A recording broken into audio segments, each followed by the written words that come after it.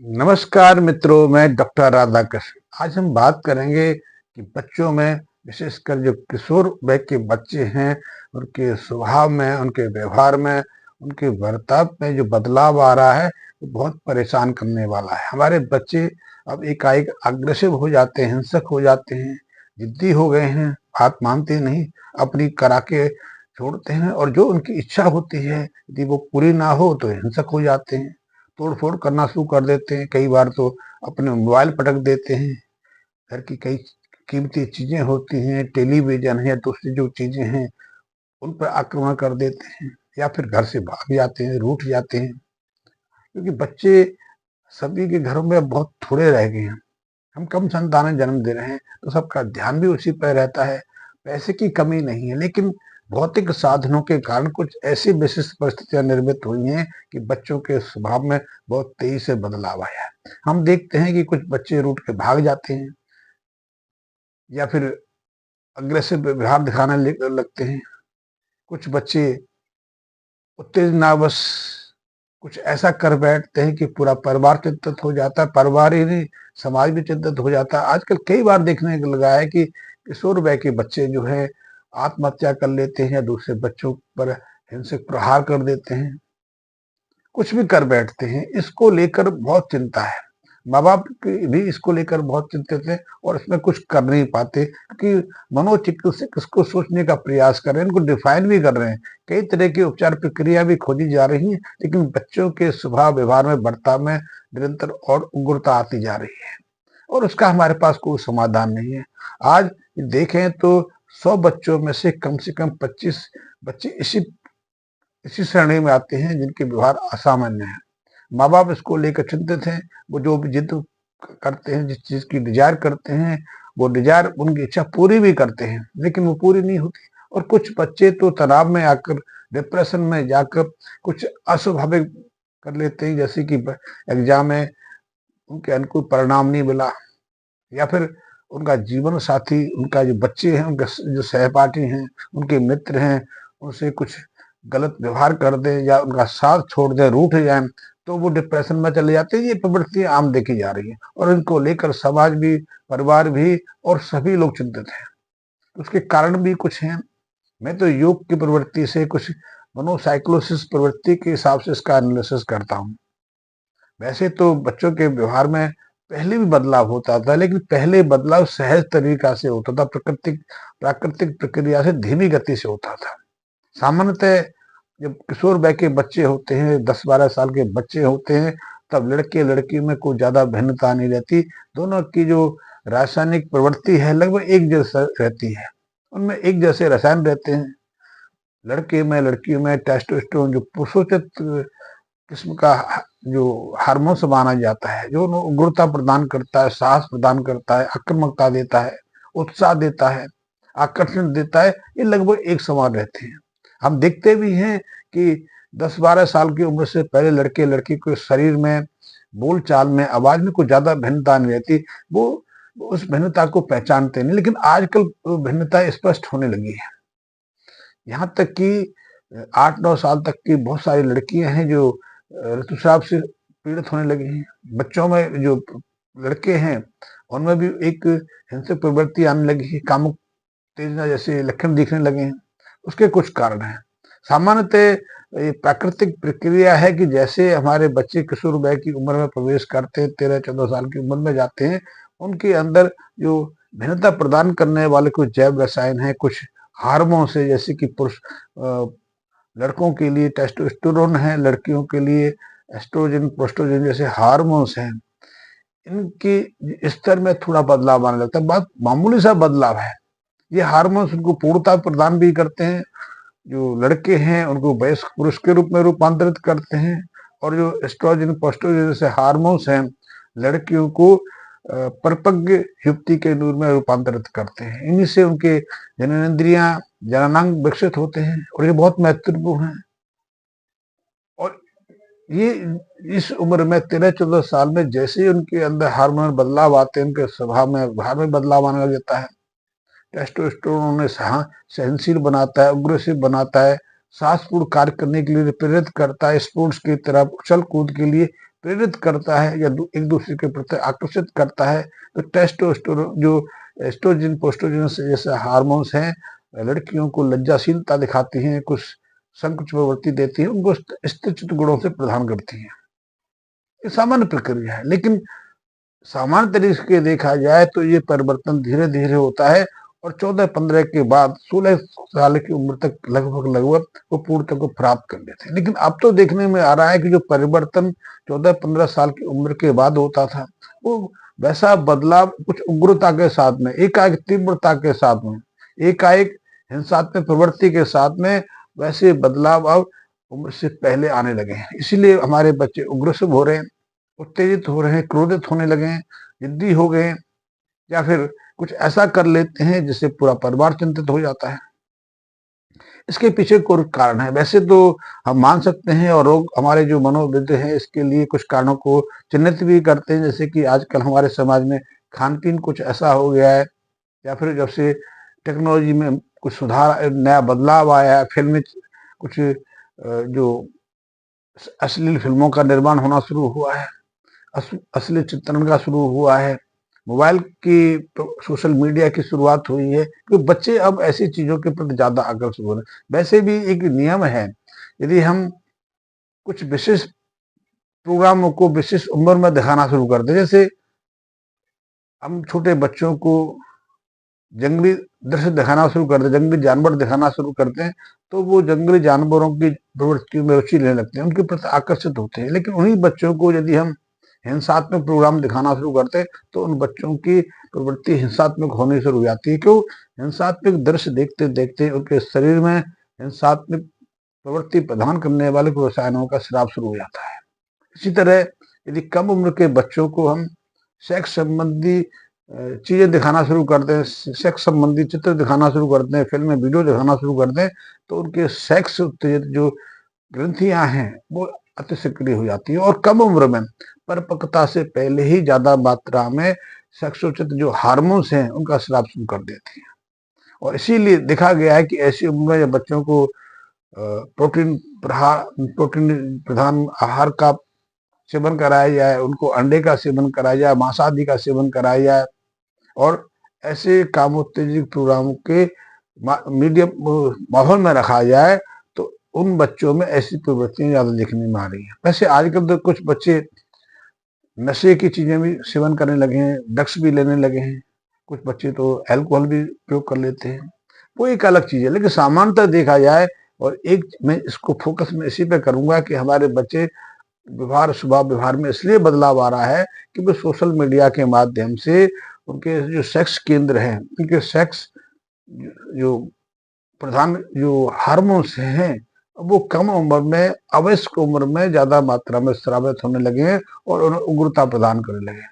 ये योग की दृष्टि से देखा जाए, क्योंकि हमें तो सॉल्यूशन चाहिए, हमें तो बच्चों को सुधारना है, बच्चों को सामान्य स्थिति पे लाना है, क्योंकि उन्हीं से तो हमारा आगे वंश बेल चलने वाली है, समाज का निर्माण होने वाला है, समाज में बदलाव होने वाला है, समाज और देश को हम ऊपर ले जा सकते हैं। यदि हमारे बच्चे इसी उम्र में भ्रमित हो जाएं, गुमराह हो जाएं और पद चलित हो जाए, अपने मार्ग से कुमार्गी हो जाए, तो बहुत मुश्किल हो जाएगी। जैसा कि हम देख रहे हैं, आज बच्चों के पास अच्छी बुद्धि है, अच्छी कल्पना है, लेकिन कल्पना में अब एक उग्रता आ गई है। वो असमय कुछ ऐसे काम कर लेते हैं जो परिवार को, समाज को परेशान कर देती है। तो ऐसे में देखा गया है, मैं योग की दृष्टि से बात करूं, योग में कुछ चक्रों को, प्राण शक्ति को, जीवनी शक्ति को प्रमुखता दी गई है। यही जीवन शक्ति हमें जीवन देती है, हमें स्वास्थ्य देती है, हमें सृजन का क्षमता प्रदान करती है।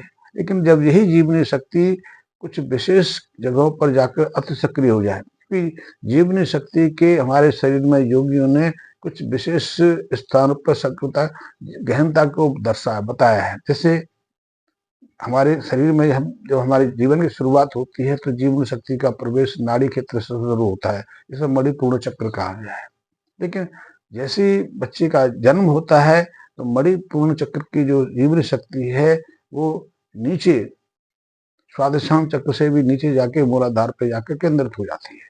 मूलाधार एक ऐसा केंद्र है जो जीवन भर हमें सामाजिक जीवन में सक्रिय रखता है और सामाजिक जीवन में पूर्णता प्राप्त करने के लिए प्रेरित करता है। मूलाधार चक्र से ही हम गृहस्थ आश्रम की अपनी जिम्मेदारियों को संभालते हैं, परिवार की, व्यापार की, गृहस्थ जो बिजनेस की, सभी जो जिम्मेदारियां हैं हम मूलाधार चक्र की शक्ति के माध्यम से पूर्णता को प्राप्त करते हैं। लेकिन यही मूलाधार की शक्ति कुछ विशेष क्षणों में, जैसे कि वयस्क हो गए, विवाह हो गया तो सृजनात्मक कार्य भी करता है, संतान को जन्म भी देना है, जीवन साथी के प्रति आकर्षित भी होना है, क्योंकि आकर्षण ही हमें समाज के रूप में पूर्णता प्रदान करता है। यदि आकर्षण ना हो तो फिर समाज निर्मित नहीं होगा, समाज टूट जाएगा, पति पत्नी के बीच विशेष लगाव नहीं रहेगा। और यदि पति पत्नी का लगाव ना रहे तो बच्चों का भविष्य उम्र हो सकता है, क्योंकि बच्चों का पालन पोषण और पूर्णता प्रदान करने में पति पत्नी दोनों का एक समान महत्व रहता है। यद्यपि अब कुछ नई परिभाषाएं जोड़ी जा रही है, सृजित की जा रही है, उससे समाज में उसके दुष्प्रभाव भी देखने में आ रहे हैं, लेकिन सामान्यतः जो हजारों सालों का अनुभव है वो यही कहता है कि पति पत्नी दो केंद्र हैं और दोनों की जिम्मेदारी के, दोनों की विशेष भूमिका से समाज में पूर्णता प्राप्त होती है, परिवार पूर्ण बनता है, जो संतानें हैं पूर्णत्व को प्राप्त करती है। तो इस पूर्णत्व को प्राप्त करना है तो हमारे जीवनी ऊर्जा का स्वादिष्टान चक्र के आसपास केंद्रीय होना जरूरी है। लेकिन विशेष क्षणों में, जब विशेष क्षण तब आते हैं जब पति पत्नी एक साथ रात्रि में एकांत में मिलते हैं तो हमें उत्तेजना होती है, उससे सृजनात्मक कार्य होता है, क्योंकि स्वादिष्टान चक्र पर जब जीवनी ऊर्जा सक्रिय होती है तभी काम उत्तेजना आती है, कामुक संबंध बनाने की प्रेरणा आती है। लेकिन इसी चक्र पर यदि हमारी जीवनी ऊर्जा, जीवनी शक्ति असमय उत्तेजित होते चली जाए तो वो हमें कुछ दूसरी तरफ प्रेरित भी कर देती है। आजकल में जो देखने में आ रहा है कि हमारी जीवनी जो ऊर्जा है, जो हम मणिपूर्ण चक्र से मूलाधार पर केंद्रित रहती है, मूलाधार पर सुषुप्ति अवस्था में रहती है और समय के अनुसार जागृत होती है। अब है कुछ विशेष कारणों से, कुछ विशेष उत्प्रेरक कारणों से, जैसे कि मांसाहार का अति प्रयोग करना या उत्तेजक दवाओं का प्रयोग कर लेना, उत्तेजित माहौल में रहना या उत्तेजनात्मक चित्रों का देखना, फिल्में देखना, कामुक फिल्मों का देखना या ऐसे विशेष माहौल में रहना या काम तरंगें हमें प्रभावित करती हैं। क्योंकि ये भी एक जरूरी है कि हर माहौल के लिए, हर वातावरण के लिए कुछ विशेष तरंगें भी रहती हैं। हमने देखा है कि जैसे उदाहरण के रूप में बता दूं कि शास्त्रीय संगीत बज रहा हो तो शास्त्रीय संगीत में हमारी उग्रता है, हमारी क्रोध की प्रवृत्ति है, हमारा तनाव है, वो शिथिल पड़ जाता है। लेकिन यदि पश्चिमी संगीत की बात की जाए, पॉप म्यूजिक की बात की जाए तो वहां कुछ विपरीत होता है। हम शांत हैं, सहज हैं, एकाग्र हैं, मानसिक रूप से बिल्कुल शिथिल हैं। लेकिन ऐसे में यदि हमें पॉप म्यूजिक को बढ़ा दिया जाए, पश्चिमी संगीत में बढ़ा दिया जाए तो हमें उग्रता आ जाती है, हमारे पैर थरकने लगते हैं, हम एकाएक कुछ डांस के लिए, कुछ ऐसी चीजों के लिए प्रवृत्त हो जाते हैं। यदि वहां कुछ ज्यादा समय व्यतीत करें तो हमारे अंदर कामुक प्रवृत्ति आ जाती है। यही आज देखने में आ रहा है कि ऐसे माहौल में रहने से, ऐसे संगीत के संपर्क में आने से या फिर ऐसे चित्रों को देखने से, फिल्म देखने से या फिर मांसाहार का अति सेवन करने से, अंडे का प्रयोग करने से या फिर मदिरा आदि का प्रयोग करने से, ड्रग्स का प्रयोग करने से हमारे बच्चे असमय किशोर अवस्था में ही अब उग्रता दिखाने लगे। तो उसका कई तरह से समाधान खोजने का प्रयास किया जा रहा है, उसकी उपचार पद्धतियां भी खोजी जा रही है, लेकिन उसके परिणाम शून्य हैं। यद्यपि हम योग की यदि हम सहायता लें, अपने जीवन शैली में सुधार कर लें, खान पान में थोड़ा बदलाव कर लें तो निश्चित रूप से हम बच्चों को उस उग्रता से, उस अस्वाभाविक प्रवृत्ति से बाहर ला सकते हैं। अध्ययन कहते हैं कि यदि बच्चों को जन्म से ही, जब वो 1-1.5 साल के हो जाए तो दूध का पर्याप्त सेवन कराइए। लेकिन आज तो दूध का कृत्रिम बन रहा है या फिर ऐसे पशुओं के से प्राप्त हो रहा है जो खुद आर्टिफिशियल है, उन्हें खुद इंजेक्शन के माध्यम से, कुछ दवाओं के माध्यम से, कुछ विशिष्ट उत्तेजित हार्मोन्स देकर उनसे दूध लिया जा रहा है। तो वही दूध में भी आ रहे हैं उत्तेजित हार्मोन, जैसे कि जर्सी गाय है, जर्सी गाय के भैंस के साथ भी ऐसा है। एक समय तो भैंस से, गाय से दूध लेने के लिए ऑक्सीटोसिन का इंजेक्शन दिया जाता था। वो ऑक्सीटोसिन दूध के माध्यम से हमारे बच्चों के शरीर में पहुंच जाता था, बच्चों में उसका दुष्प्रभाव भी देखने में आते थे। लेकिन आजकल तो हम तो मेरा कहने का अर्थ है कि हम देसी गाय में ऐसी प्रवृत्तियां हैं कि देसी गाय में ऐसे इंजेक्शन की इच्छा नहीं रहती, लेकिन उसके दूध में, घी में, मक्खन में कुछ विशेष गुण रहते हैं। एक तो वो संपूर्ण आहार है, उसमें हर तरह का प्रोटीन है, हर तरह का विटामिन है। गाय के दूध में हमारे लिए जरूरी जो 15 अमीनो एसिड्स हैं, वो लगभग गाय के दूध में रहते हैं, और किसी पदार्थ में, किसी खाद्य तत्व में नहीं है। मांसाहार के माध्यम से भी हम संपूर्ण आवश्यक अमीनो एसिड्स को ग्रहण नहीं कर सकते। मांसाहार से हमारे प्रोटीन की आवश्यकता यथावत पूरी नहीं होती है, लेकिन उसके साथ में कुछ ऐसे रसायन भी हमारे शरीर में चले जाते हैं जो वो निद्रा प्रदान करते हैं, आलस देते हैं, हमें साथ में प्रवृत्ति देते हैं, हमारे विचारों को खंडित करते हैं।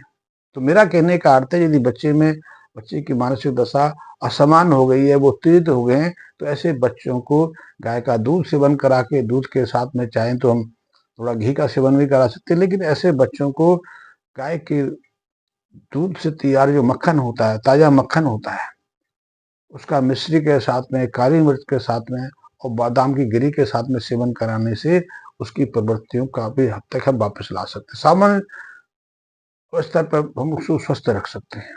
इसी तरह ब्राह्मी रसायन का प्रयोग कराया जा सकता है, वो भी आप मक्खन के साथ में दे सकते हैं। मक्खन के और ब्राह्मी के रसायन से न केवल बुद्धि तीव्र होती है, इसके साथ में क्षमता बढ़ती है, स्मरण शक्ति में वृद्धि होती है, मानसिक तनाव है, उत्तेजना है, क्रोध की प्रवृत्ति है, तो उसके माध्यम से इन पर भी नियंत्रण आता है, तो उसका प्रयोग कर सकते हैं। और योग की बात करूं तो योग में कई ऐसी क्रियाओं का प्रयोग है। मैं बात पढ़ी या सुनी बात नहीं करता, मैं उन पर करता हूँ जिसमें मैंने चिंतन किया है, और वो आज भी प्रयोग रूप से 100% प्रभावी साबित होती है। तो ऐसे बच्चों को हम नाड़ी शोधन जैसे प्राणायाम का अभ्यास करा सकते हैं। नाड़ी शोधन के कई रूप हैं। सिंपलता नाड़ी शोधन का अभ्यास नाड़ी की शुद्धि के लिए करा जाता है, और उसका एक ही है रूप है कि बाई नासिका से गहरा श्वास लेना, कुंभक के रूप में रोकना, लेकिन ना रुके तो शुरुआत में जरूरी नहीं उसकी चिंता लेने की। तो बाई नासिका से गहरा श्वास लेना, धीमी गति से लेना, और दाई नासिका से धीरे धीरे छोड़ना, फिर उसकी विपरीत प्रक्रिया करनी, दाहिनी नासिका से ग्रहण करना, लंबा श्वास भरना और उसे बाईं नासिका से धीरे धीरे छोड़ना। इसको आप अपनी सुविधा के अनुसार बच्चों को करा सकते हैं। प्रातः काल सुबह नहा धो के कराएंगे तो उसका बड़ा अच्छा लाभ मिलता है, खाली पेट कराएंगे तो भी अच्छा मिलता है। लेकिन प्राणी शोधन प्राणायाम के कई रूप हैं, लेकिन सहजता से आप बच्चों को आप बाईं नासिका से लंबा गहरा श्वास लेना और दाईं नासिका से छोड़ना, दाईं नासिका से भरना और बाईं नासिका से छोड़ना अभ्यास करा सकते हैं। मैं इसकी अभ्यास प्रक्रिया समझा सकता हूँ। मैं सीधी सिंपल बता रहा हूँ कि दाईं नासिका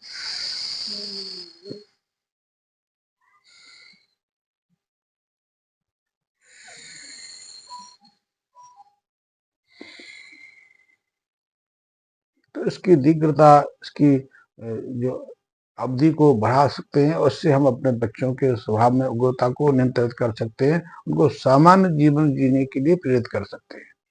उनकी जो मानसिक व्याधि है, यदि उसमें इंसान में प्रवृत्ति आ गई है, बच्चों में आप उग्रता दिखाई देती है, अनुशासनहीनता दिखाई देती है, वो रिस्पेक्ट नहीं देते, आपकी बात नहीं मानते, जिद्दी हो गए हैं, क्रोधित हो गए हैं, टूट फूट करते हैं, उनकी रुचि पढ़ाई में नहीं रह गई है, गृहस्थ में कम रह गई है, या फिर वो कुछ दूसरे असामाजिक कार्यों की तरफ भाग रहे हैं, तो मात्र इन छोटी सी प्रक्रियाओं के माध्यम से आप अपने बच्चों को सामान्य जीवन जीने के लिए प्रेरित कर सकते हैं। इस सहज साधारण सिर्फ ऐसे प्रयोग हैं जो प्रभावी पाए गए हैं परीक्षणों में, तो आप इसका प्रयोग ले सकते हैं। और इस नाड़ी शोधन प्राणायाम से तो शरीर स्वस्थ होता है, शरीर मुख में निखार आता है, हमारी स्मरण क्षमता बढ़ती है, विशेष तार्किक शक्ति उसमें वृद्धि होती है, स्मरण शक्ति में वृद्धि होती है। यदि यदि हमारा शरीर आलस्य हो गया है, नींद नहीं आती, चिंतित रहते हैं, या हम छोटी छोटी बातों को लेकर डर जाते हैं, हमारे शरीर के अंदर कुछ हार्मोनल बदलाव आना शुरू हो गए, तो देखा गया है कि यदि हमारे शरीर के, हमारे मन के अंदर